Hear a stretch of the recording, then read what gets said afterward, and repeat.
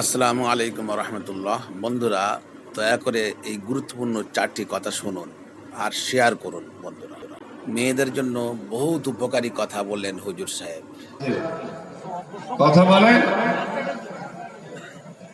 1 নম্বরে মা বোনরা স্বামীর জন্য সাজুগুজু করা লাগবে।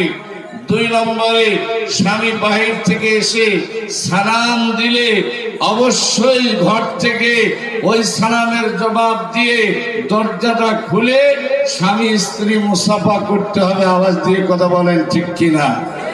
স্বামী স্ত্রী মহব্বত করলে কি হবে? তাদের সম্পর্কটা দ্বিগুণ হয়ে যাবে। ওদের ঘরটা আল্লাহ পাক রহমতের টুকরা বানায় দিবে। চিৎকার মেরে বলুন সুবহানাল্লাহ।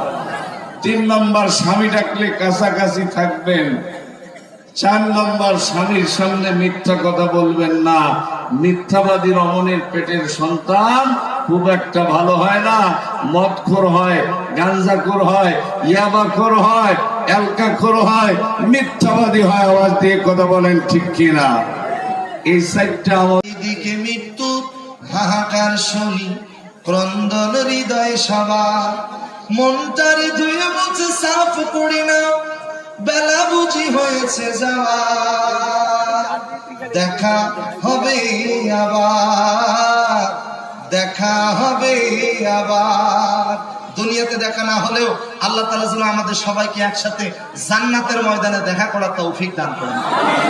এই আশাবাদ ব্যক্ত রেখে সকলের সুস্বাস্থ্য দীর্ঘায়ু কামনা করে মাহফিল কমিটিকে ধন্যবাদ জানিয়ে, মাদ্রাসা কমিটিকে ধন্যবাদ জানিয়ে, মাদ্রাসার ছাত্রদের জন্য দোয়া করে, সকলের কাছে দোয়া চেয়ে আমার আলোচনা শেষ করলাম। ওয়া আখির দাওয়ানা আলহামদুলিল্লাহি রাব্বিল আলামিন। এখন আমার প্রিয় ভাই